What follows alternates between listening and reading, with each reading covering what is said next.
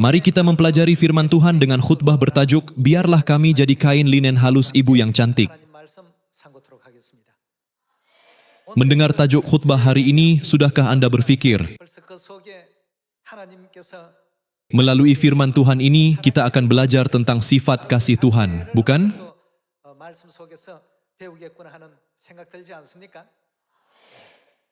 Untuk menjadi kain linen halus yang cantik, apakah yang harus kita miliki dalam hati kita? Kita harus ada kasih Tuhan yang kudus. Apakah yang berlaku jika message Injil diberitakan dan diisytiharkan kepada semua manusia tanpa kasih? Apakah yang berlaku jika kita masih bergaduh, tidak bersatu, tidak menghormati, atau bertimbang rasa terhadap saudara-saudari? Dengan demikian, siapakah mahu pergi ke syurga yang penuh dengan orang yang seperti itu? Orang akan mengelak.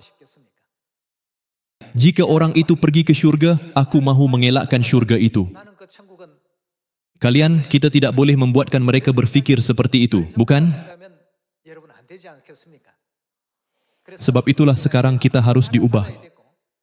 Jika kita ingin menjadi kain linen halus ibu yang cantik, bukankah kita harus menjauhkan diri daripada segala kejahatan pada masa lalu seperti noda dosa dan sifat yang berdosa? Saya pernah baca tentang proses putra menjadi putra mahkota dan kemudian raja. Putra mahkota dikatakan sentiasa fokus untuk belajar. Apakah yang harus saya lakukan untuk menjadi seorang raja yang baik? Sejak kecil, mereka diajar segala sesuatu tentang bagaimana memerintah rakyat, bagaimana mempunyai hati yang mengasihi rakyat, menguruskan hubungan dengan rakyat, sikap terhadap ibu bapa selepas mereka membesar, dan mewarisi semua kekuasaan diraja daripada bapa mereka. Jika mereka tidak suka belajar, sedikit cuai atau tidak mengamalkannya dengan betul, mereka mungkin masih hidup sebagai putra, tetapi bukan lagi sebagai putra mahkota. Sebab itulah seorang raja, ratu, dan semua menteri di sekeliling sentiasa menguji apa yang telah mereka pelajari untuk menentukan siapa akan menjadi pewaris takhta seterusnya. Mengapakah saya mengatakan ini? Menurut buku Wahyu bab 22, kita akan menjadi siapa apabila kita pergi ke syurga? Kita akan menjadi imamat diraja. Pendek kata, kita akan memerintah sebagai raja untuk selama-lamanya. Tuhan, iaitu raja di atas segala raja, dan tuan di atas segala tuan di syurga akan berkata, kamu akan memerintah atas 10 kota. Kamu harus memerintah atas 5 kota. Kita semua akan menjadi imamat diraja yang akan memerintah seperti itu. Untuk demikian, perlukan peraturan, etika yang betul, dan perbuatan yang sesuai.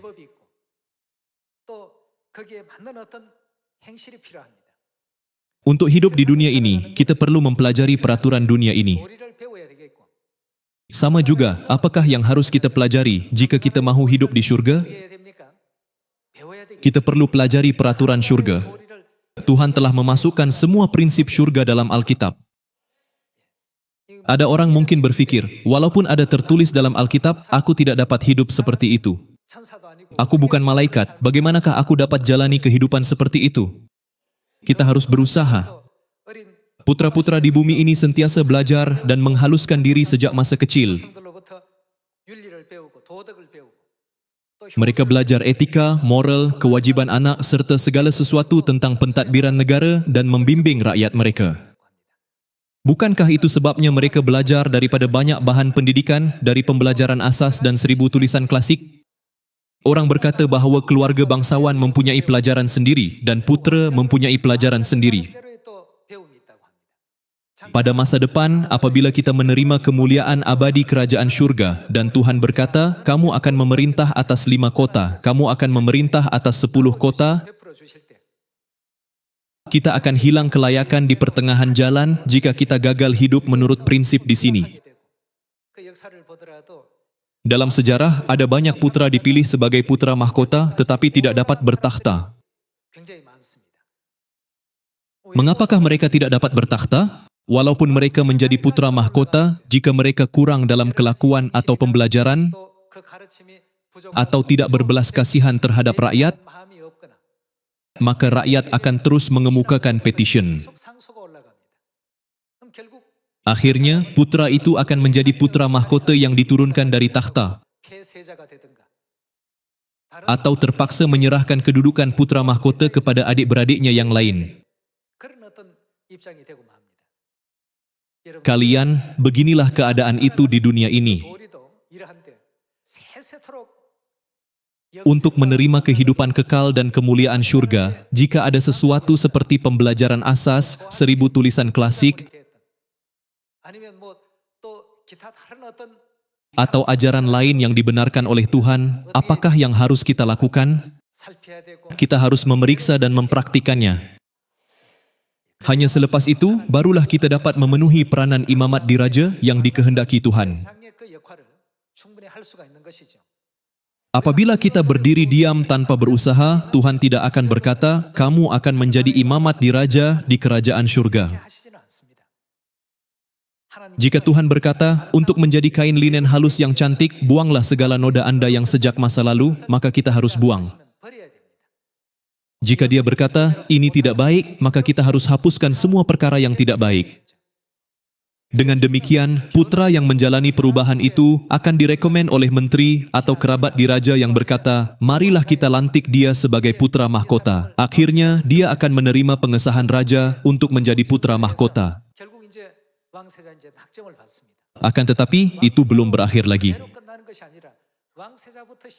Sejak saat dia menjadi putra mahkota sampai dia menjadi raja, dia akan hilang kelayakan juga jika dia gagal bertindak sewajarnya atau memerintah rakyat dengan baik. Apa yang saya ingin katakan kepada Anda pada hari ini adalah, sesetengah orang berfikir bahwa mereka perlu mematuhi perintah Tuhan seperti hari Sabat dan Paskah. Tetapi tidak mengapa untuk mengabaikan sikap atau karakter mereka. Kita tidak boleh berfikir seperti itu.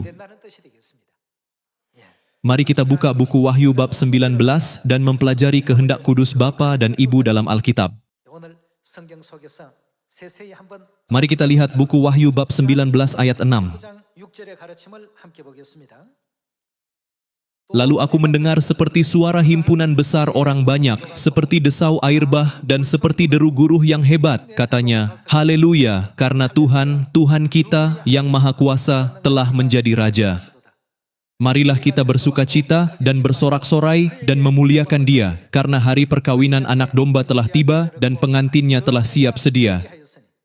Dan kepadanya dikaruniakan supaya memakai kain lenan halus yang berkilau-kilauan dan yang putih bersih. Lenan halus itu adalah apa?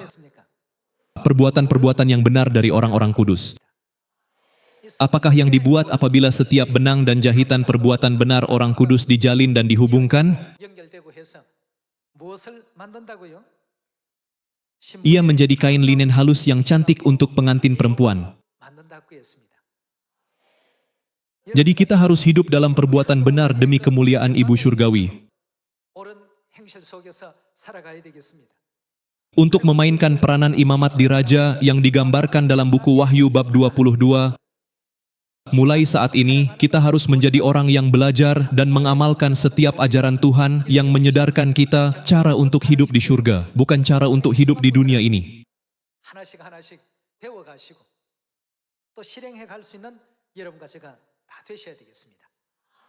Mari kita lihat buku Yesaya bab 60.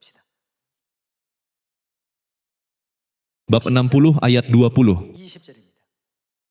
Bagimu akan ada matahari yang tidak pernah terbenam dan bulan yang tidak surut, sebab Tuhan akan menjadi penerang abadi bagimu dan hari-hari perkabunganmu akan berakhir. Pendudukmu semuanya orang-orang benar, mereka memiliki negeri untuk selama-lamanya. Mereka sebagai cangkokan yang kutanam sendiri untuk memperlihatkan keagunganku. Yang paling kecil akan menjadi kaum yang besar, dan yang paling lemah akan menjadi bangsa yang kuat. Aku, Tuhan, akan melaksanakannya dengan segera pada waktunya. Sini tertulis, pendudukmu semuanya orang-orang benar, mereka memiliki negeri untuk selama-lamanya, mereka sebagai cangkokan yang kutanam sendiri untuk apa? Untuk memperlihatkan keagunganku. Jadi kita harus menjadi orang yang berkenan kepada Tuhan dan memancarkan kemuliaannya. Sehingga sekarang, jika ada perkara dalam kehidupan kita yang tidak sesuai dalam mata Tuhan, seperti gagal untuk bersatu,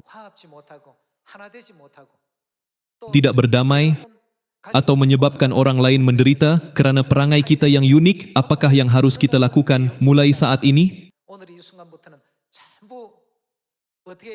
Kita harus berubah agar kita dapat dilahirkan semula. Kita harus dilahirkan semula untuk menjadi kain linen halus ibu yang cantik dan juga imamat diraja di kerajaan syurga. Mari kita lihat firman Tuhan tentang ini.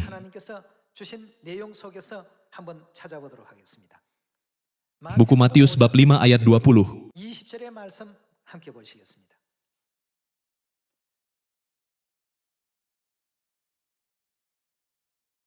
Maka aku berkata kepadamu, jika hidup keagamaanmu tidak lebih benar daripada hidup keagamaan ahli-ahli Taurat dan orang-orang Farisi, apakah akan berlaku?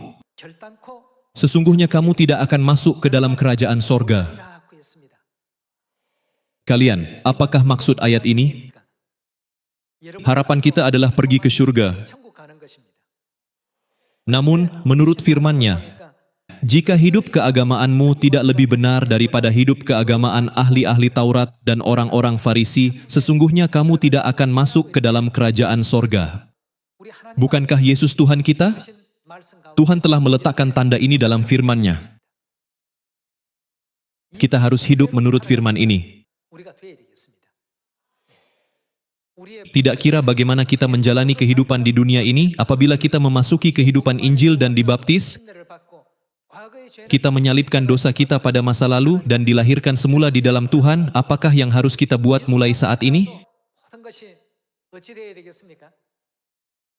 Sekarang kita harus menjadi seperti putra mahkota syurga. Kita harus dapat memenuhi peranan kita sebagai putra-putri mahkota syurga. Apabila kita kembali ke syurga yang abadi, kita semua harus ambil bahagian dalam rahmat Tuhan Bapa dan Tuhan Ibu yang akan berkata, kamu akan memerintah atas 10 kerajaan dan kamu akan memerintah atas 5 kerajaan. Sebab itulah Tuhan membenarkan kita untuk terus belajar. Kamu mesti hidup seperti ini. Kamu mesti menjalani kehidupan seperti itu. Dengan cara ini, Tuhan terus membangunkan kita. Ada orang berkata, bagaimanakah kita dapat mematuhi semua ajaran Alkitab? Kita harus berusaha. Apakah maksud orang yang menyerongnya mencoba menguasainya? Maksudnya mereka berusaha, bukan? Tuhan juga berkata, latihlah diri supaya menjadi orang yang soleh. Jadi kita harus berusaha untuk memasuki kerajaan Tuhan. Mari kita sambung melihat buku Matius bab 5 ayat 21. Kamu telah mendengar yang difirmankan kepada nenek moyang kita, jangan membunuh, siapa yang membunuh harus dihukum. Tetapi aku berkata kepadamu, setiap orang yang marah terhadap saudaranya harus dihukum. Siapa yang berkata kepada saudaranya, kafir, harus bagaimana? Dihadapkan ke mahkamah agama, dan siapa yang berkata, jahil, harus diserahkan. Kemana? Ke dalam neraka yang menyala-nyala. Yesus sendiri datang ke bumi ini dan mengajar kita ajaran ini. Bahkan pada zaman ini pun, zaman Roh Kudus, Bapa dan Ibu Syurgawi, yaitu Roh dan pengantin perempuan, sangat menekankan hal ini. Bersatulah, berharmonilah, saling mengasihi, kenakanlah manusia baru. Firman Tuhan ini selalu diberikan dalam setiap pendidikan. Di bawah premis agung, keselamatan roh semua manusia, setiap hari Injil terbentang di depan kita. Pertama sekali, bukankah kita harus berdiri dalam kedudukan seperti itu agar orang yang menerima kebenaran selepas kita akan mempelajari Tuhan dan firman-Nya melalui teladan kita? Kalian, orang yang sungguh-sungguh mengamalkan semua ini adalah terbaik. Tidak kira apa yang orang di sekeliling katakan atau lakukan, marilah kita hidup menurut ajaran Alkitab. Sesetengah orang mungkin berfikir, tidak penting sama ada aku melakukan ini atau tidak. Apakah yang sedang berlaku pada pikiran dan hati orang yang seperti itu? Mereka semakin jauh daripada kedudukan untuk memerintah selama-lamanya. Kita semua harus berusaha bersungguh-sungguh untuk menjadi linen halus ibu yang cantik, bukan?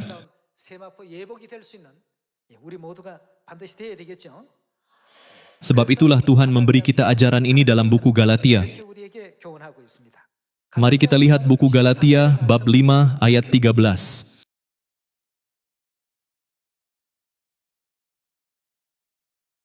Saudara-saudara, memang kamu telah dipanggil untuk merdeka, tetapi janganlah kamu mempergunakan kemerdekaan itu sebagai kesempatan untuk kehidupan dalam dosa, melainkan apa? Layanilah seorang akan yang lain oleh kasih. Tuhan berkata, layanilah seorang akan yang lain. Ini bermaksud bersatu, bukan? Sebab seluruh hukum Taurat tercakup dalam satu firman ini, yaitu, kasihilah sesamamu manusia seperti dirimu sendiri.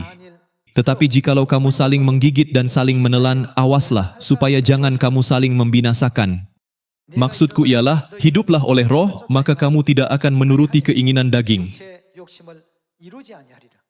Sebab keinginan daging berlawanan dengan keinginan roh, dan keinginan roh berlawanan dengan keinginan daging, karena keduanya bertentangan, sehingga kamu setiap kali tidak melakukan apa yang kamu kehendaki. Kita harus berlari ke surga dengan keinginan Roh Kudus. Namun, disebabkan kita penuh dengan keinginan daging, kita sentiasa dihalang untuk melakukan apa yang kita mahu lakukan.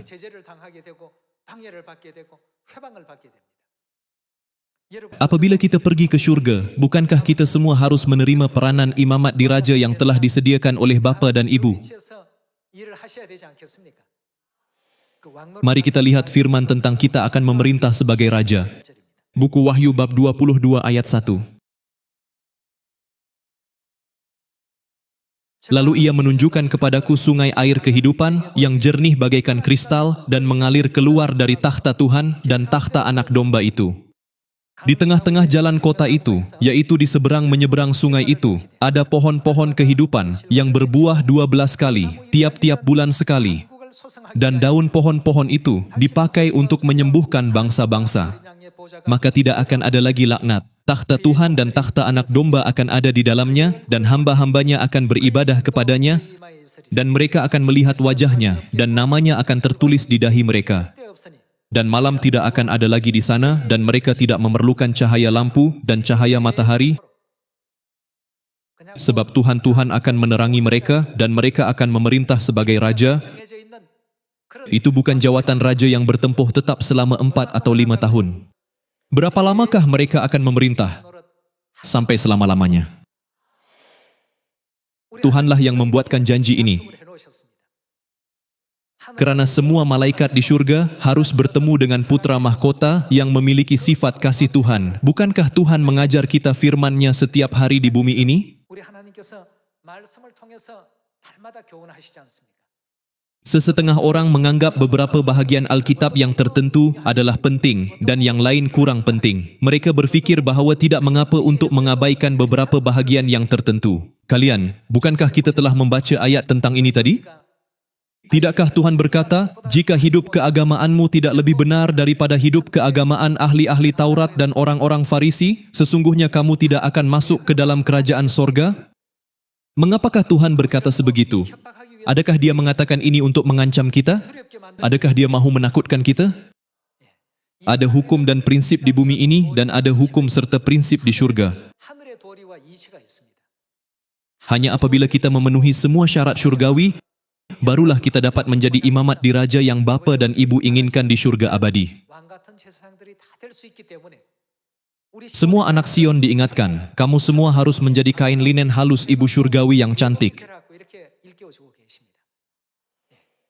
Mulai hari ini, kita harus dilahirkan semula dengan mengubah karakter kita yang salah. Kita gagal berharmoni atau bersatu padu kerana kita sentiasa fokus terhadap diri sendiri. Jika kita fokus terhadap orang lain, maka perpaduan akan diciptakan secara semula jadi. Jadi apakah yang Alkitab suruh kita lakukan untuk satu sama lain? Ini bukanlah perintah untuk seorang sahaja, tetapi setiap orang harus melayani satu sama lain. Kita harus melayani satu sama lain dengan apa? Dengan kasih. Dengan demikian kalian, kerja penginjilan akan diselesaikan. Jika tidak, penginjilan dunia tidak lebih daripada mimpi yang sementara. Apabila kita mengikut ajaran firman Tuhan, kerja penginjilan di Samaria dan sampai ke hujung bumi juga akan terlaksana.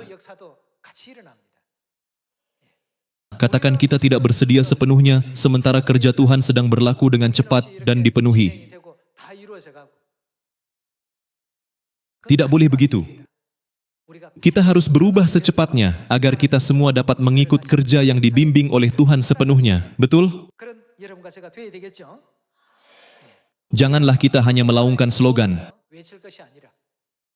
Marilah kita bersedia agar semua roh dapat kembali ke pangkuan Ibu Surgawi Yerusalem. Apakah yang Tuhan larang kita lakukan terhadap generasi yang kekurangan kasih ini? Dia berkata, janganlah kamu menjadi serupa dengan dunia ini. Apabila orang di dunia ini melihat seseorang bertimbang rasa dan baik, mereka akan menganggap orang itu seakan-akan bodoh atau tidak cekap.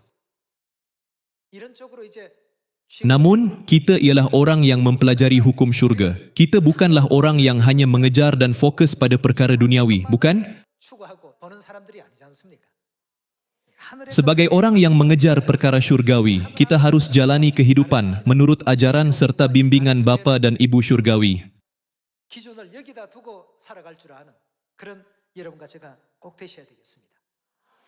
Eli mempunyai dua orang anak lelaki yang bernama Hofni dan Pinehas.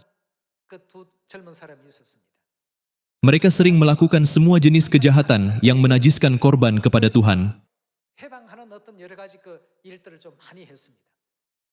Mereka melakukan perkara yang tidak dibenarkan di dalam bait suci. Ada persembahan maha kudus diberikan kepada para imam dan mereka memandang rendah terhadap persembahan itu.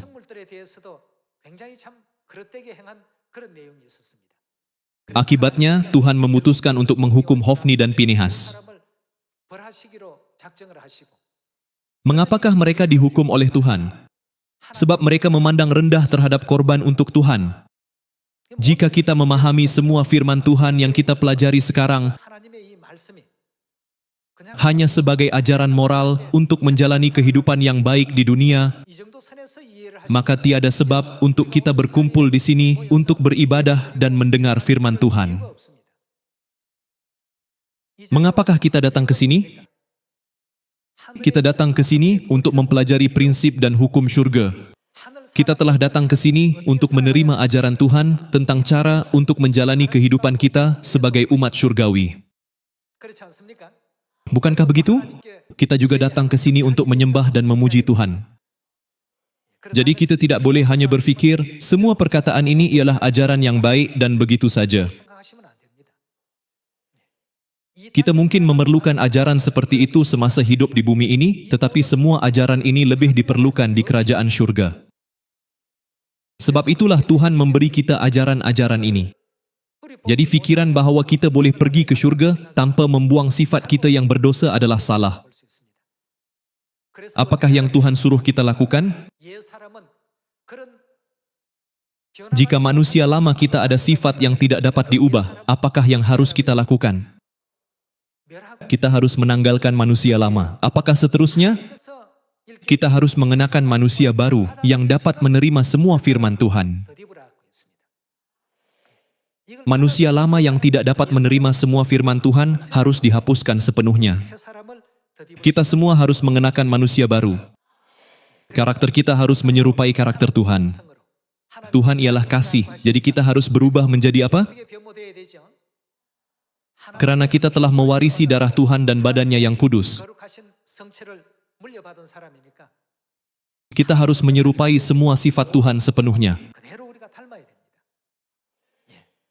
Biasanya, orang yang tidak memahami Alkitab gagal memahami ini. Mereka hanya berfikir, Alkitab mengandungi perkataan yang baik untuk hidup soleh.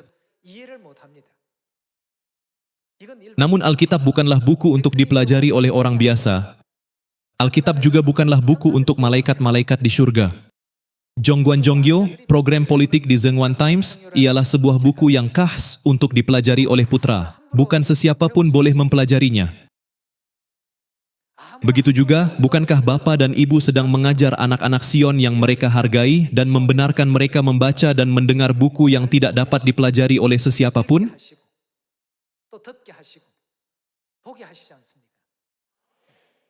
Jika putra itu menyimpang daripada ajaran, walaupun dia berhak untuk menjadi putra mahkota, dia akan hilang kelayakan dan diusir. Sama seperti sistem bumi ada peraturan seperti itu, begitu juga kerajaan syurga. Jadi kita tidak boleh berfikir, walaupun kita tidak mengikut peraturan ini, kita boleh pergi ke syurga selagi kita pergi ke gereja. Tuhan hanya memberi kita tempoh angguh sehingga hari Dia menjatuhkan penghakiman terakhir di bumi ini. Kita sudah membaca ayat-ayat tentang perkara ini, bukan? Yesus berkata dengan tegas, "Jika hidup keagamaanmu tidak lebih benar daripada hidup keagamaan ahli-ahli Taurat dan orang-orang Farisi, sesungguhnya kamu tidak akan masuk ke dalam kerajaan sorga." Dia sudah mengatakannya dengan sangat jelas. Namun, apabila kita mendengar firman ini, kita sering berfikir, "Oh, aku rasa memang ada message seperti itu." Ini bukan hanya aku rasa. Kita ialah anak-anak lelaki dan perempuan Tuhan yang berdosa di syurga dan dibuang ke bumi ini. Kita ialah anak-anaknya yang dulu memegang kedudukan yang sangat penting di syurga, dan Tuhan berjanji bahawa Dia akan memberi kita kedudukan imamat di Raja apabila kita kembali ke syurga. Sebab itulah Tuhan membenarkan kita semua untuk mempelajari buku ini. Jadi bukankah ini buku yang perlu kita pelajari, praktikkan, sedari dan patuhi?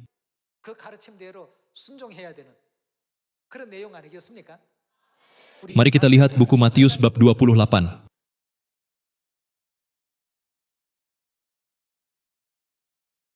Buku Matius bab 28 ayat 18. Yesus mendekati mereka dan berkata, "Kepadaku telah diberikan segala kuasa di sorga dan di bumi. Karena itu pergilah, jadikanlah semua bangsa muridku dan baptislah mereka dalam nama Bapa dan Anak dan Roh Kudus." Dan melakukan apa? Dan ajarlah mereka. Kita harus ajar mereka perkara syurgawi, bukan falsafah bumi atau fikiran pribadi. Dan ajarlah mereka untuk apa? Melakukan segala sesuatu yang telah kuperintahkan kepadamu. Hanya selepas itu kita dapat memasuki kerajaan syurga. Kerana kita kekurangan dalam banyak hal, Bapa dan Ibu memberi kita semua firman Alkitab yang berharga ini. Itulah sesuatu yang harus kita patuhi. Janganlah kita lupa. Apabila Alkitab tertulis, bersatulah, maka kita harus bersatu. Ada malaikat yang menyemak markah perpaduan kita.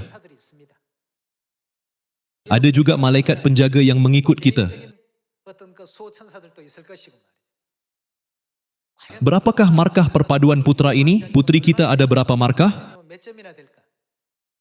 Berapa banyak markah yang mereka miliki dalam perpaduan? Apakah markah mereka untuk kasih?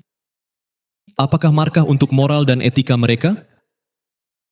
Semua firman Tuhan dalam Alkitab bukanlah untuk mengajar kita prinsip bumi, tetapi untuk membantu kita mempelajari prinsip syurga di bumi ini terlebih dahulu.